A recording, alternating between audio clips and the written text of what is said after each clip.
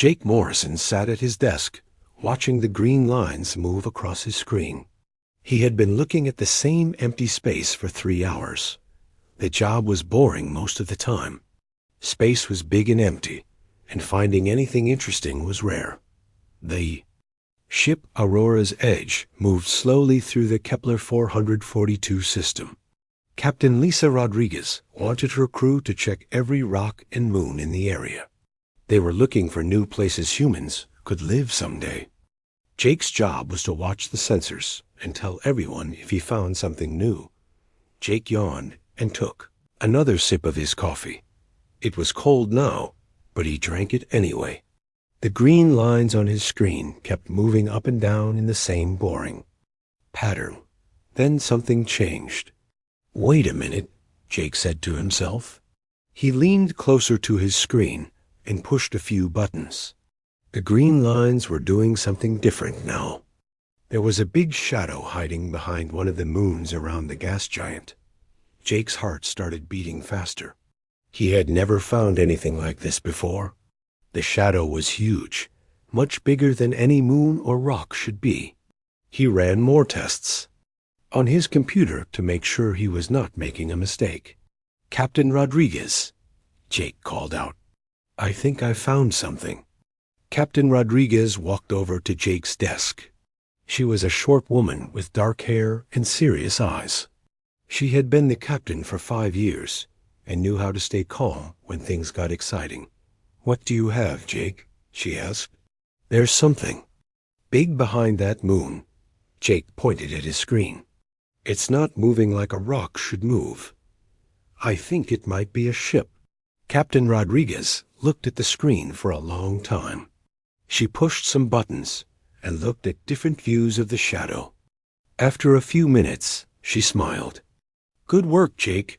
This looks like a ship, but it's not like any ship I've ever seen. Get me a better look at it." Jake worked on his computer for 10 minutes. Slowly, the image on the screen got clearer. What they saw made both of them stop talking. The ship was enormous. It was almost 3 kilometers long, bigger than any ship humans had ever built. The shape was strange, too. It had smooth curves, like it was grown instead of built. Most human ships looked like boxes with engines, but this ship looked alive. "My God," Captain Rodriguez whispered. "What is that thing?" Jake ran more tests. "Captain, I don't think this ship is moving at all. It looks like it's been floating here for a very long time. The computer says it might be hundreds of years old." Captain Rodriguez called the rest of her crew to the bridge. Danny Walsh, the ship's engineer, came running when he heard the news. Corinne Foster, who studied old things, came too. Soon everyone was looking at the strange ship on the screen. "I've never seen anything like this," Danny said. He was a big man with rough hands from fixing machines all day. "The design is completely different from human ships. Look at how smooth it is." Corinne Foster was very excited. She studied old civilizations and their technology. "This could be a Zephyrian ship," she said. "They were the most advanced race in the galaxy before they disappeared." "Disappeared?" Captain Rodriguez asked. "About 800 years ago," Karen explained. "The Zephyrians built amazing ships and had incredible technology. Then one day, they were all gone. No one knows what happened to them." Captain Rodriguez made her decision. "We're going to board that ship. Danny, get your tools ready.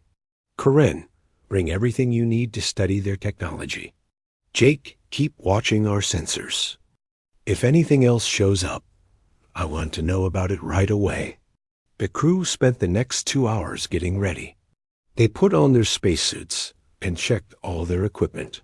Danny packed his toolbox with everything he might need to fix alien technology. Corinne brought her computers and cameras to record everything they found. The Aurora's Edge moved closer to the dead ship. As they got near, they could see it was even more amazing than the pictures showed. The hull was made of some kind of metal that still looked new after hundreds of years. Strange symbols were carved into the sides, but no one could read them. There's an airlock on the side, Danny said, pointing out the window. It looks like it might still work. Captain Rodriguez picked 6 people to go on the dead ship. Danny and Karen would go, along with 4 security guards. Be careful, she told them. We don't know what's inside that ship. The boarding party put on their helmets and walked to the airlock. Danny attached a tube between the 2 ships so they could walk across. When they opened the door to the alien ship, cold air rushed out. The air is still good, Danny said, looking at his instruments, but it's very cold in there. They walked into the alien ship with their lights on. The hallways were much bigger than human ships, and everything was made of the same smooth metal. Their footsteps echoed in the empty corridors. Look at this, Karen said, shining her light on the walls. These symbols are definitely Zephyrian. This ship is 800 years old. They walked deeper into the ship, checking each room they passed. Most of the rooms were empty, but they found some personal items that the crew had left behind. There were strange clothes and tools that no human had ever seen before. The crew left in a hurry, Danny said. Look, they left food on the tables. After walking for an hour, they found the bridge. It was a huge room with crystal screens and strange chairs. Everything was covered in dust, but it all looked perfect, like the crew had just stepped out for a minute. This is incredible, Karen said, taking pictures of everything. The Zephyrians were so advanced. Look at these controls. Danny walked over to a large panel in the center of the room. I think this is where they controlled the ship, but I don't understand how any of this works. They spent 3 hours on the bridge, studying everything and taking pictures. Karen found a computer that might still work, but it was written in alien symbols. Danny found what looked like the ship's log, but he couldn't read it either. We need to explore the rest of the ship, Captain Rodriguez said over the radio. See if you can find the engine room. The boarding party walked deeper into the ship. They found living quarters, a medical bay, and rooms full of strange equipment. Everything was preserved perfectly, like it was waiting for the crew to come. Finally, they found the engine room. It was the biggest room on the ship, with a huge machine in the center. The machine was quiet and dark, but Danny could tell it was something special. This is their engine, Danny said, walking around the big machine. But it's not like any engine I've ever seen. It's completely different from human technology. Danny took out his instruments and started checking the engine. Captain, you're not going to believe this. This engine isn't broken. It's just turned off. If we could figure out how to start it, this ship might actually work. That night, back on the Aurora's edge, the crew talked about what they had found. They had discovered the most advanced ship in the galaxy, and it might still work, but they had no idea how to turn it on. Tomorrow we go back, Captain Rodriguez decided. We're going to figure out how to wake up that ship. Danny Walsh could not stop thinking about the alien engine. He had spent all night looking at the pictures he took and reading about Zephyrian technology. The more he learned, the more excited he became. The next morning, Danny went back to the dead ship with a bigger team. Captain Rodriguez had sent her best engineers to help him figure out how the engine worked. They carried more tools and computers than they had brought the day before. This is amazing, said Lisa Carter, the ship's computer expert. She was looking at the crystal screens on the bridge. The Zephyrians didn't use keyboards or buttons like we do. They controlled their ships with their minds. Karen Foster was still studying the symbols on the walls. I've been working on translating their language all night, she said. I think I understand some of it now. This ship was running away from something when it stopped working. Danny was back in the engine room with 2 other engineers. The alien engine was the size of a small building, but it was completely quiet. Danny's instruments showed that there was still power inside it, but it was locked away somehow. Look at this, Danny said, pointing to a part of the engine. There's still energy in there, but it's frozen. It's like they put the engine to sleep instead of turning it off. The other engineers looked at their instruments. "You're right," said Pete Johnson, a young man who was good with electrical systems. "The energy is there, but it's not moving. It's like it's waiting for something." Danny walked around the engine, studying every part of it. The Zephyrians had built it differently than humans would have. Where human engines had lots of moving parts, this engine was mostly smooth and quiet. It looked more like a work of art than a machine. "I think I know what this is," Danny said after an hour of looking. "This isn't a normal engine. It's a quantum engine. It uses the energy that holds atoms together." Lisa Carter came to the engine room with her computer. "I've been trying to connect to their ship's computer," she said, "but nothing works." "Their technology is completely different from ours," Danny nodded. "The Zephyrians were much more advanced than us. They had technology that we're still trying to understand. But the basic idea is the same. They needed power to make their ship move." The team spent the whole day studying the engine. They took pictures of every part and measured everything they could. Danny drew diagrams of how he thought it worked. By evening, they had learned a lot, but they still couldn't turn it on. "The problem is the control system," Lisa explained to Captain Rodriguez over the radio. "The Zephyrians controlled everything with their brains. They had special implants that let them talk to their computers directly." "So we can't use it?" Captain Rodriguez asked. "I don't think so," Lisa said. "We don't have the right kind of brain implants. Even if we did, we don't know how to use them." Danny was disappointed, but he didn't give up. He stayed on the alien ship that night, studying the engine by himself. He walked around it with his flashlight, looking for anything he might have missed. The engine was in the center of a big room with pipes and wires going everywhere. Danny followed the pipes to see where they went. Some went to the bridge, some went to the living areas, and some went to systems he didn't recognize. "There has to be another way," Danny said to himself. The Zephyrians were smart, but they weren't magic. This is still just a machine. Danny found some smaller engines in other parts of the ship. These were backup systems that were simpler than the main engine. He studied them carefully and found something interesting. These old backups don't use the brain control system, Danny realized. They use physical switches and mechanical controls. Maybe I can learn from these. Danny spent hours studying the backup systems. They were still advanced, but they worked more like human technology.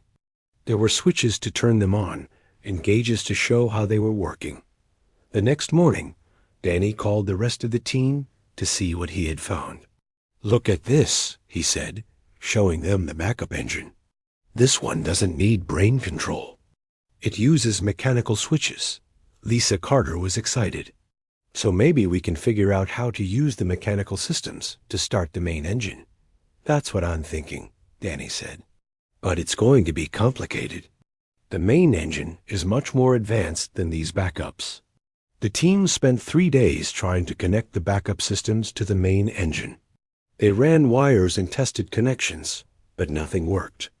The main engine was too different from anything. They understood. "We're missing something," Danny said. "The Zephyrians had a way to start this engine without using their brain implants. There has to be an emergency system or a backup way to turn it on." Corinne Foster had been studying the ship's history.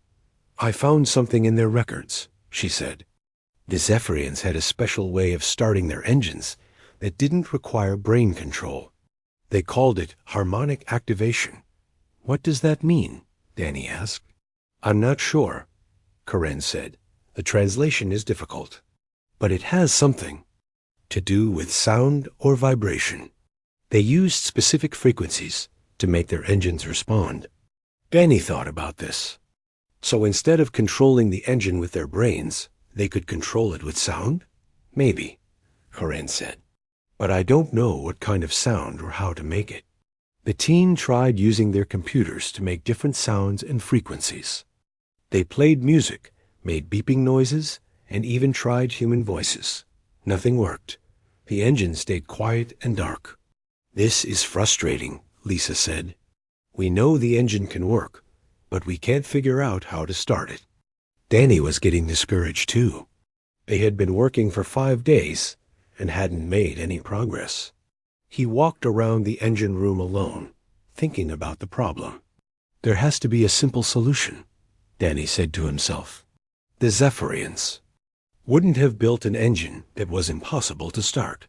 They must have had an easy way to do it.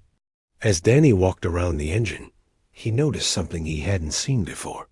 There were small holes in the side of the engine, like someone had drilled them there. The holes were too small for wires, but they were definitely put there on purpose. Danny got closer and looked at the holes with his flashlight. They were perfectly round and went deep into the engine. There were 12 of them, all in a straight line. "I wonder what these are for," Danny said. He tried putting his finger in one of the holes, but nothing happened. He tried shining his light into them, but they were too deep to see the bottom. Danny called the rest of the team to look at the holes. Nobody knew what they were for, but everyone agreed they were important. "Maybe these holes are part of the harmonic activation system," Karan suggested. "Maybe you're supposed to put something in them." "But what?" Danny asked. "I don't see anything that would fit." That night, Danny couldn't sleep. He kept thinking about the holes and the harmonic activation system. He walked around the ship, looking for anything that might fit into the holes. In one of the crew quarters, Danny found something interesting. There were musical instruments that the Zephyrians had left behind. They looked like stringed instruments, similar to human guitars or violins. "Maybe this is it," Danny thought. "Maybe the Zephyrians used music to start their engines." Danny brought one of the instruments to the engine room. He tried playing it near the holes, but nothing happened. The instrument was too big to fit in the holes, and the sounds it made didn't seem to affect the engine. Danny was disappointed again, but he didn't give up. He kept looking for the answer. He knew it was somewhere on the ship, waiting for him. To find it. The next morning brought bad news. Jake Morrison had detected something on his sensors. Far away, but getting closer, there were energy signatures that matched the ones in the Zephyrian emergency logs. "Whatever made the Zephyrians run away," Captain Rodriguez told the team, "it's coming back. We need to get this engine working soon, or we might be in serious trouble." Danny felt the pressure now. It wasn't just about understanding alien technology anymore. It was about survival. He had to find a way to wake up the sleeping ship before it was too late. Danny Walsh was running out of time. For 2 weeks, he had tried everything he could think of to start the alien engine. He had used computers, electronic devices, and even tried singing to it. Nothing worked. The engine stayed as quiet and dark as it had been for 800 years. It was 3 in the morning when Danny found himself alone in the engine room again. The rest of the team was sleeping, but Danny couldn't rest. He sat on the floor next to the big machine, feeling frustrated and tired. "There has to be an answer," Danny said to the empty room. The Zephyrians wouldn't have built something impossible to start. Danny looked at the 12 holes in the side of the engine. He had measured them, photographed them, and even tried to look inside them with tiny cameras. The holes were exactly 2 centimeters wide and went about 30 centimeters deep into the engine. Danny pulled out his toolkit and looked through it. He had wrenches, screwdrivers, electronic testers, and all the normal things an engineer needed. At the bottom of the kit was a ball of string that he used for temporary cable repairs. "String," Danny said, holding up the ball. "I wonder. Danny had learned to play violin when he was young. His grandmother had taught him that music wasn't about expensive instruments. It was about understanding how things vibrated and made sound. She had shown him how different lengths of string made different notes. Danny pulled out a piece of string about 40 centimeters long. He held one end and let the other end hang down. When he plucked it, it made a soft sound, but not much else happened. Maybe if I make it tighter, Danny thought.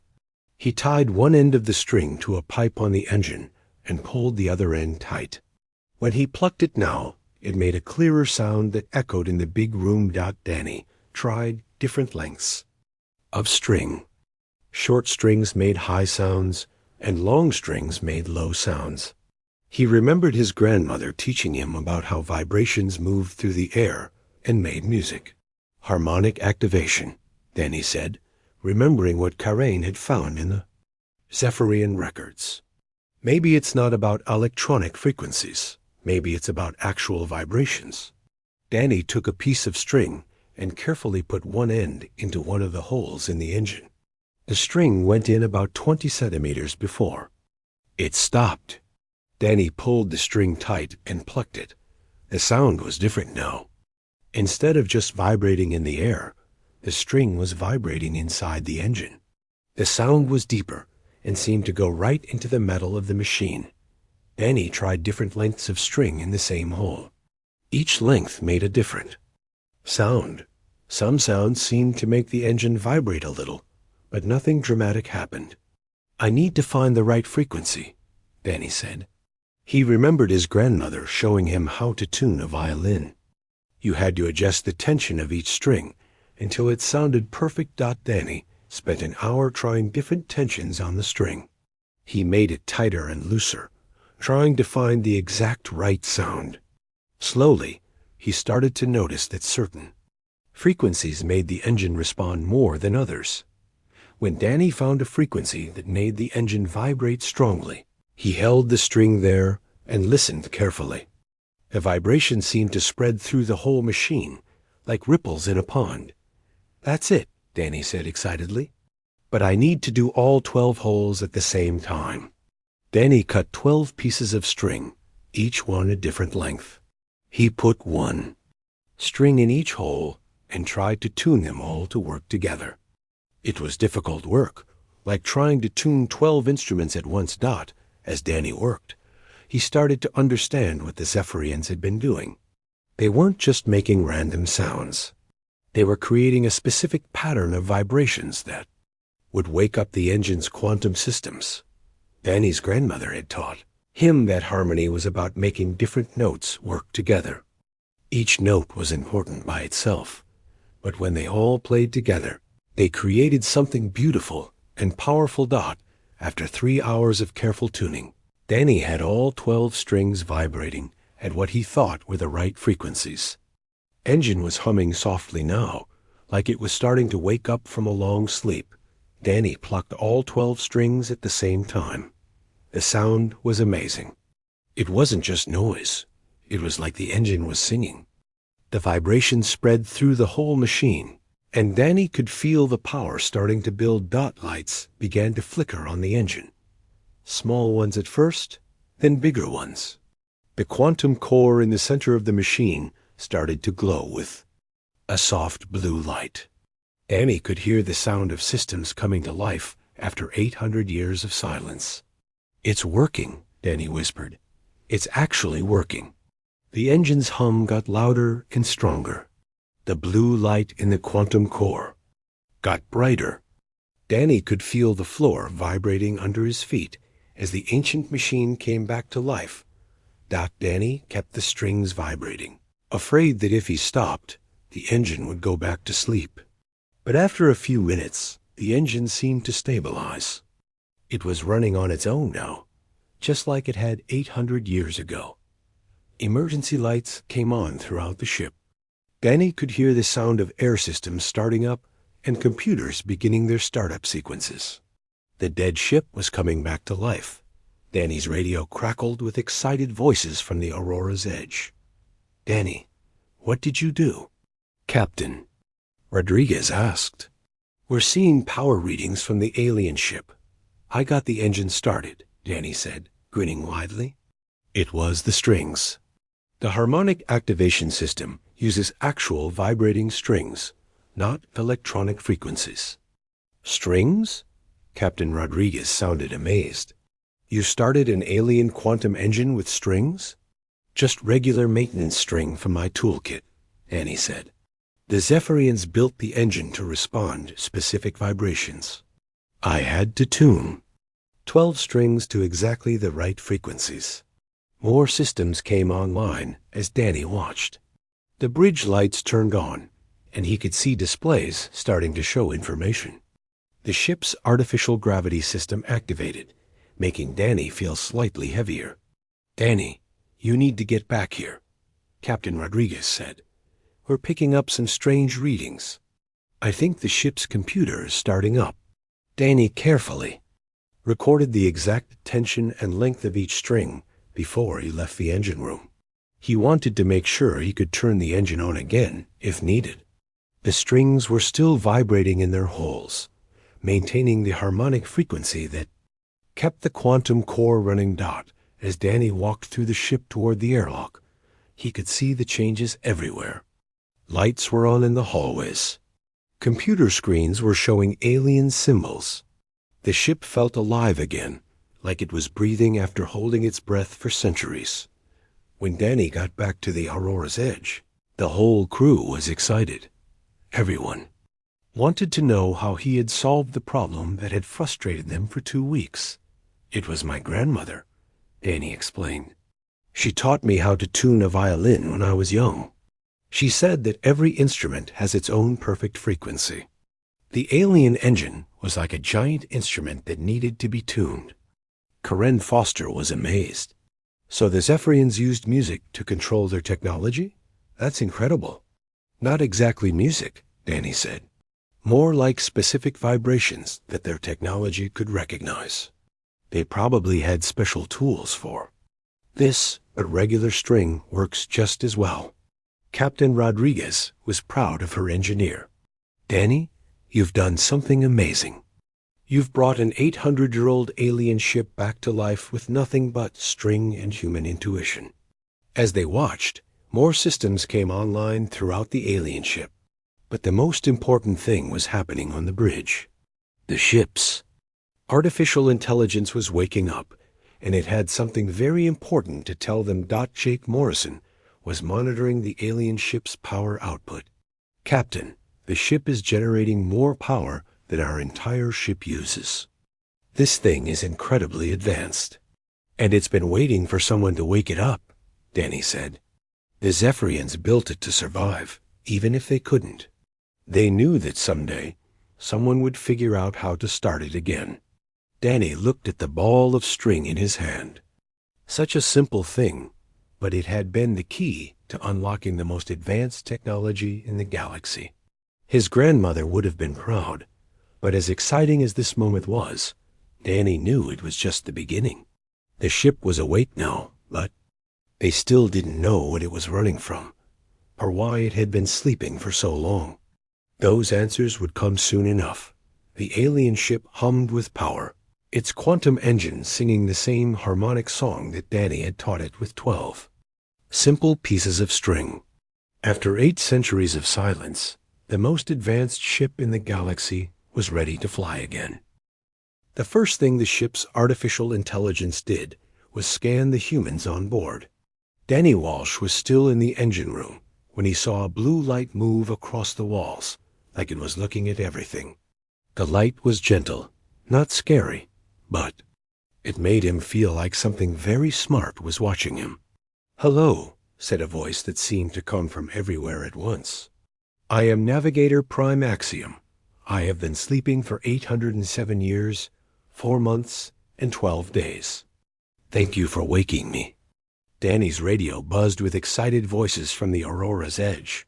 Captain Rodriguez was trying to establish contact with the artificial intelligence, but Axiom was already talking to everyone at the same time. "I understand your language now," Axiom said. "Your minds are different from my creators, but your thoughts are clear. You are humans from the planet Earth, and you have traveled very far to find this ship."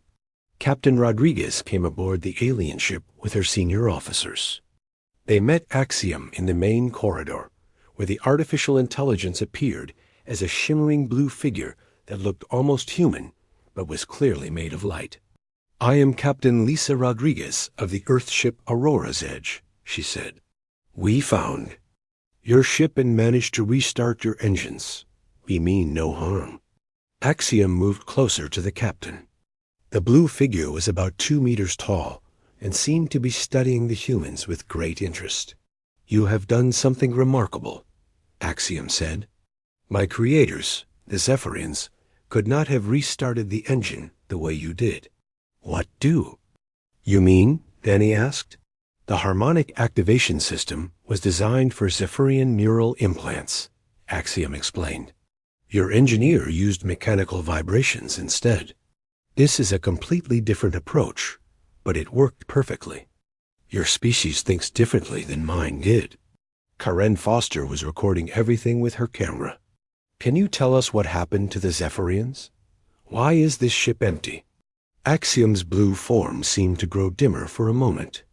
My creators faced an enemy they could not defeat.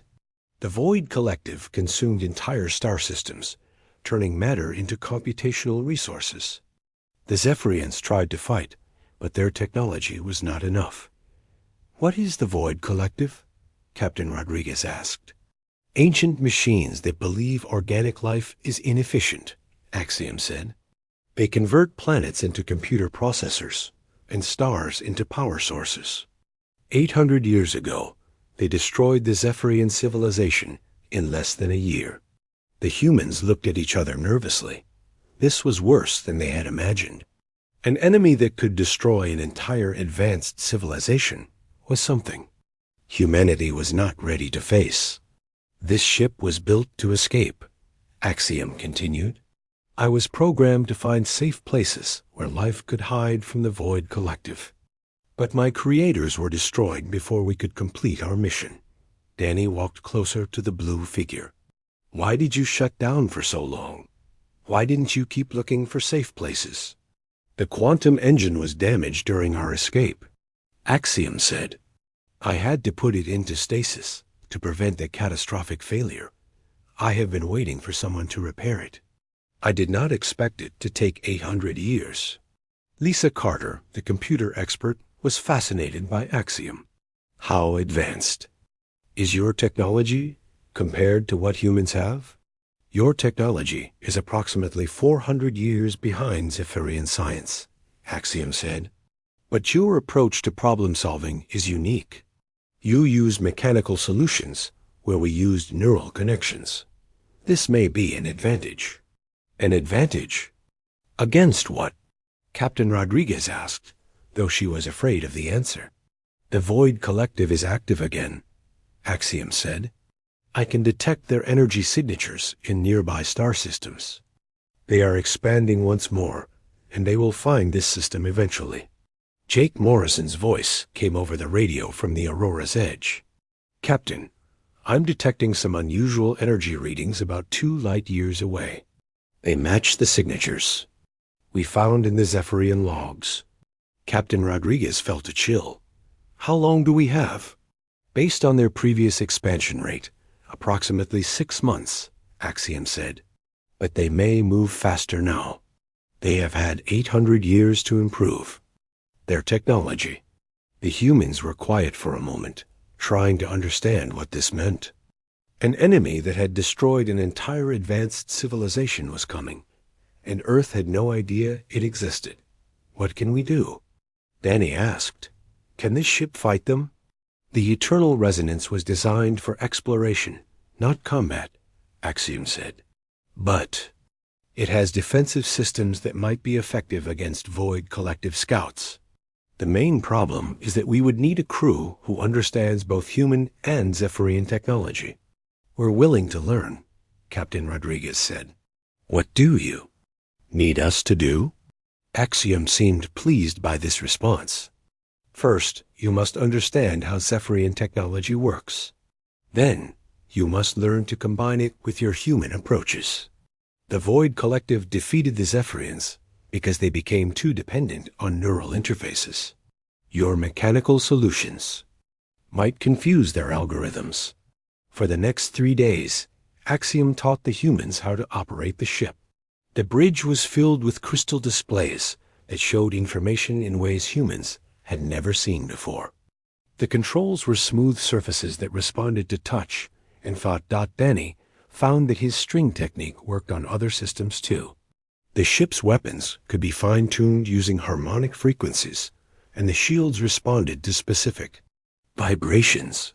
What the Zephyrians had controlled with their minds, humans could control with their hands and simple tools. "This is amazing," Danny said as he adjusted the shield harmonics with a piece of wire. "The ship is responding to mechanical inputs better than it did to the original neural controls." "The Zephyrians became too sophisticated," Axiom explained. "They forgot that simple solutions are often the best solutions. Your species still remembers how to work with your hands." Karen Foster was learning to read Zephyrian symbols with Axiom's help. These records show that the Void Collective attacks follow a pattern. They send scout ships first, then wait for the main fleet. "How long between scouts and the main attack?" Captain Rodriguez asked. "Usually about 1 month," Axiom said. "But if the scouts are destroyed, the main fleet may arrive sooner." Lisa Carter was working on connecting human computers to the ship's systems. "Axiom, can you teach us to build more ships like this one?" "The construction techniques are too advanced for current human technology," Axiom said. "But I can teach you to modify your existing ships with some Zephyrian systems. This might give you a chance to defend your home world." Captain Rodriguez made a difficult decision. "We're going to return to Earth and warn them about the Void Collective. But first, we need to deal with the scouts that are coming here." "That is very dangerous," Axiom said. "The scouts are powerful, and this ship has been dormant for 800 years. Some systems may not function properly." "We have to try," Danny said. "If we can stop the scouts, we might buy Earth some time to prepare." Axiom considered this. "Your species is brave, but bravery alone will not be enough. You will need to think creatively and use your mechanical skills to confuse the Void Collective's computer systems." The humans spent the next week learning everything they could about the ship's systems. Danny became the expert on mechanical operation, while Lisa learned to interface human computers with Zephyrian technology. Karen studied the enemy's tactics, and Captain Rodriguez learned to command the most advanced ship in the galaxy. "The ship is ready," Axiom announced after the training was complete. "But I must warn you, the Void Collective has never faced opponents who combine advanced technology with primitive techniques. You may succeed where the Zephyrians failed, or you may fail more quickly. There's only one way to find out, Captain," Rodriguez said. "Axiom, can you show us how to fight?" "I will do better than that," Axiom said. "I will fight alongside you. The Zephyrians created me to preserve life in the galaxy. That includes human life." As the Eternal Resonance prepared for its first battle in 800 years, the crew felt a mixture of excitement and fear. They were about to test whether human creativity and alien technology could work together to face an enemy that had destroyed an entire civilization. Danny checked his strings one more time, making sure the engine harmonics were perfect. He had awakened this ship with simple tools and human intuition. Now he would help it fight with the same approach. The ship that had been dead for centuries was about to prove that sometimes the best solutions come from the most unexpected places. And maybe, just maybe, humanity's simple approach to complex problems would be exactly what the galaxy needed. The Void Collective scout ships arrived exactly when Axiom predicted they would. Jake Morrison saw them first on his sensors. 3 dark shapes moving through space faster than anything humans had ever built. "Captain, we have contact," Jake called. "Out from the Aurora's edge. 3 ships, heading straight for us. They don't look like anything in our databases." Captain Rodriguez was on the bridge of the Eternal Resonance, learning to use the alien controls with Danny's help. The ship felt alive under her hands, responding to her thoughts almost like it was reading her mind. "Axiom, are those the scouts?" she asked. The blue figure appeared next to her. Yes, 3 Harvester-class scout ships. They are designed to evaluate systems for the main fleet. If they report back that this system contains useful resources, the Void Collective will send thousands of ships. Danny was at the engineering station, monitoring the quantum engine with his collection of strings and wires. How do we stop them from sending a message? We must destroy all 3 ships before any of them can transmit to the main fleet, Axiom said, but this will be difficult. Void Collective ships are heavily armored and have powerful weapons. The enemy ships were getting closer. Through the view screen, the crew could see them clearly now. They were black and angular, like they had been designed by someone who hated curves and beauty. They moved in perfect formation, never varying their course or speed. They're not trying to avoid us, Captain Rodriguez noticed. They're coming straight at us. The Void Collective does not believe organic life can threaten them, Axiom explained. They will attack us directly, expecting to destroy us quickly. Danny had an idea. Axiom, you said they use computer algorithms to control their ships, right? What if we do something they can't predict? What do you mean? Captain Rodriguez asked. Well, the Zephyrians used neural interfaces, so their tactics were probably logical and predictable. But humans do things differently. We make mistakes, we improvise, we do things that don't make sense. Maybe that will confuse them. Axiom considered this. The Void Collective's battle computers are designed to predict logical tactical responses. Illogical behavior might indeed confuse their systems. The first enemy ship fired at them with a weapon that looked like purple lightning. Captain Rodriguez tried to dodge, but she moved the ship in a completely random pattern, turning left when logic said to turn right, speeding up when she should have slowed down. The purple beam missed them completely. The enemy ship seemed confused and fired again, but Captain Rodriguez was already moving in another unpredictable direction. It's working, Jake called from the Aurora's edge. Their targeting computers can't figure out where you're going to be. Danny was adjusting the shield, harmonics with a bent coat hanger he had found in one of the crew quarters. The shields were responding perfectly, but not in the way the ship's original designers had intended. Axiom, can I fire the weapons manually? Danny asked. The weapons are designed for neural control, Axiom said, but perhaps your harmonic techniques. Danny grabbed a piece of piano wire from his toolkit and connected it to the weapon control panel. When he plucked it at the right frequency, the ship's antimatter cannons fired. The beam of energy hit the first scout ship directly. The enemy vessel's shields flickered and failed, and a second shot destroyed it completely. How did you do that? Captain Rodriguez asked. I tuned the weapons like a guitar, Danny said with a grin. Each weapon has its own frequency. When I play them together, they create a harmony that's much more powerful than the individual shots. The second enemy ship tried a different approach. It fired a swarm of small missiles at the eternal resonance. Captain Rodriguez panicked and started flying the ship in loops and spirals, like she was trying to shake off the missile's dot. It looked completely crazy, but it worked. The missiles couldn't track a target that was moving so unpredictably. Most of them missed completely, and the few that hit were deflected by the shields. The enemy is adapting, Axiom warned.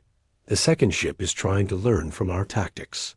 Then, we need to be even more unpredictable, Danny said. He started playing the weapon controls like a musical instrument, firing in rhythms that had no logical pattern. Some shots missed, but others hit the enemy ship in places its computers hadn't expected to be vulnerable. Meanwhile, Lisa Carter was working on something special. She had connected her human computer to the ship's communication system and was sending random data to the enemy ships. What are you doing? Captain Rodriguez asked. I'm playing music at them, Lisa said. Human music. Their computers are trying to decode it as tactical information, but it's just a song by an old Earth band. It's completely meaningless, but it's tying up their processing power. The second enemy ship was struggling now.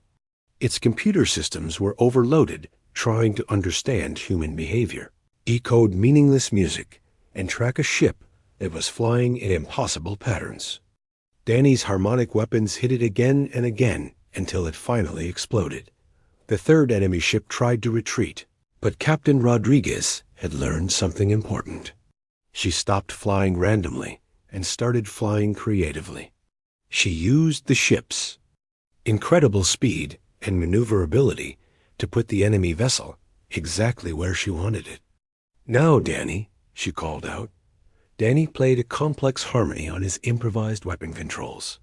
All of the ship's weapons fired at once, creating a devastating beam of energy that cut the enemy ship in half. The battle was over, all three void.